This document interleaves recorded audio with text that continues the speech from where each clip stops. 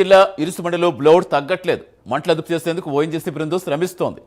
రెండో రోజు అగ్నికేళ్ల తీవ్రత కొంత తగ్గింది, కానీ పూర్తిగా మంటలార్పేందుకు మరికొన్ని రోజులు పట్టే అవకాశం ఉన్నట్టుగా తెలుస్తోంది.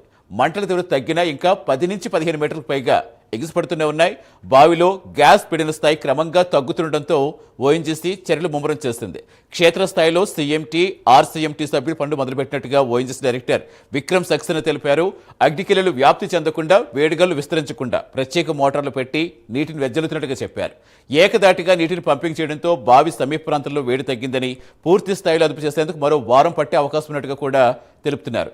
ప్రస్తుతం పూర్తి సమాచారం ఇచ్చింది మా కరెస్పాండెంట్ శ్రీరామూర్తి. వేళ అప్పుడే మూడో రోజు ఎంతవరకు ఉంది, ఏమైనా తగ్గినట్టయినా అనుకోవచ్చా, ఏం చెప్తున్నారు అసలు గ్రామస్తులు ఏం చెప్తున్నారు ప్రధానంగా? సతీష్, ఏదైతే గ్రామంలో మొత్తం ప్రజలందరూ కూడా ఇళ్లకి చేరుకున్న పరిస్థితి ఉంది. ఇప్పుడు ప్రస్తుతం అయితే ఈ అంబేద్కర్ కాన్స్టిట్యూన్సీలో మణికపురం మండలం ఇసుమండి గ్యాస్ ఆ చమురు బావిలో బ్లోఅవుట్ మంటలు అయితే కొనసాగుతున్నాయి. భూగర్భం నుంచి వచ్చే ఈ హై ప్రెజర్ తీవ్రత తగ్గడంతో బేకర్ శబ్దం కూడా పూర్తిగా తగ్గింది.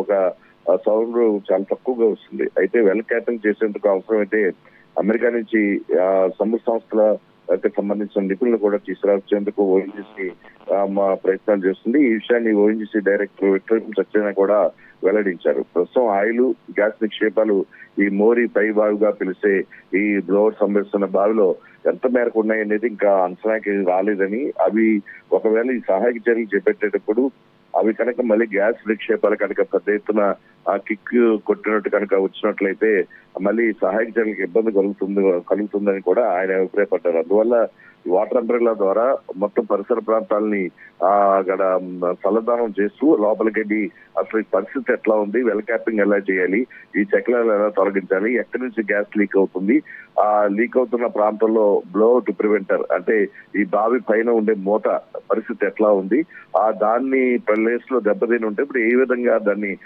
అక్కడ అమర్చి దీన్ని కంట్రోల్ చేయాలనేది ఒక కార్యాచరణ ఉంది. ఈ కార్యాచరణ చేసేందుకు ఇప్పటికే ONGC crisis management team, regional crisis management team వచ్చింది. అలాగే ఓఎన్జీసీలో చాలా ఆర్థిక నిపుణులు ఉన్నారు. వారందరూ కూడా ఇప్పుడు దగ్గరుండి పనులు పర్యవేక్షణ చేస్తున్నారు. చాలా వేగంగా పనులు జరుగుతున్నాయి. అవసరమైతే 2 రోజుల తర్వాత అక్కడ ఉన్న పరిస్థితిని చూసి ఒకవేళ వెల్ క్యాపింగ్ చేసే విషయంలో కొంచెం ఇబ్బందికరమైన సాంకేతికపరమైన అంశాలు తలెత్తితే అమెరికా నుంచి ప్రత్యేక నిపుణుల్ని తీసుకొచ్చేందుకు కూడా ఇప్పటికే చర్చించినట్టు కూడా ఓఎన్జీసీ డైరెక్టర్ సక్సేనా చెప్పిన పరిస్థితి ఉంది.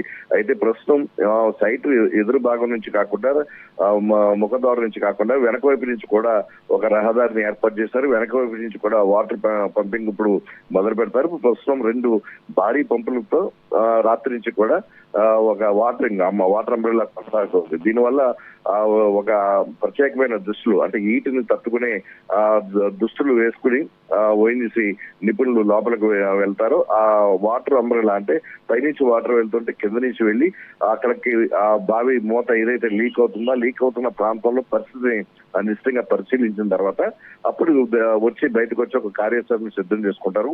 అక్కడ ఉన్న డెబ్రిస్ అంటే రిగ్గు చాలా పెద్ద రిగ్గు కుప్పకూలిపోయింది. కుప్పకూలిపోయిన రిగ్ అంతా కూడా ఈ బావి మూత మీదే పడి ఉంది. అంటే దానివల్లే మంటలు కూడా అటు ఇటుగా చాలా చెదురుగా రావడం వస్తుంది.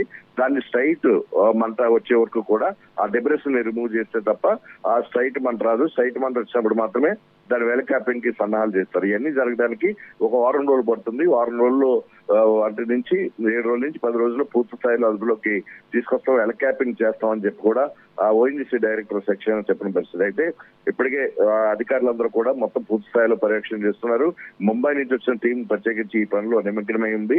అయితే ఇప్పుడు ఏదైతే ఇరుసుమండ, లక్కవరం, గుబ్బలవారిపాలెం, ఈ చింతలపల్లి ఈ గ్రామాలకు సంబంధించి అంటే ఈ బావికి 2 కిలోమీటర్ల పరిధిలో ఉన్న వాళ్ళందరూ కూడా పునరావాస కేంద్రాలకి తరలి వెళ్లారు. వాళ్ళందరూ కూడా రాత్రి నుంచి కూడా ఇళ్లకు చేరుకున్నారు. ఇప్పుడు ఇక్కడ జనజీవన స్రవంతి మామూలుగానే కనిపిస్తుంది. అయితే బాధిత కుటుంబాలకి 50 కేజీల బియ్యం, 3,000 రూపాయల నగదు, అలాగే నిత్యావసర సరుకులు కూడా పంపిణీ చేయడానికి ఎమ్మెల్యే వరప్రసాద్ హామీ ఇచ్చారు. Satish, right, thank you Sriramurthy. So I am Vikram Saxena. I am a Director Technology and Field Services on the board of ONGC. This well was being it's a PEC contract given to Deep Industries Limited. We have given them for development of our production for 15 years. So the well was being operated by them, by Deep Industries. So now that there is a blowout like there was a blowout like condition. Now the conditions have really subsidized to a considerable extent, and things are very much in control. Our teams have already arrived. One team has arrived from Mumbai. Our head RCM team, Mr. Sri Hari, he is already there. He has chalked out all our blowout control plan. Our equipments are here. As I just now told that we have an agreement with Wild Well Control, which is a US company, and they are standby. They are ready with their visas. We within 2 days will decide whether to call them also based on the condition of the well.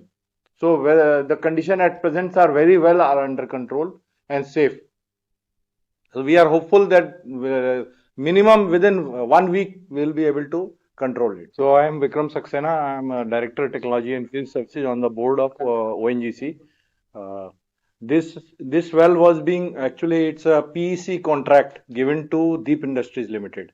We have given them for development of our production for 15 years. So the well was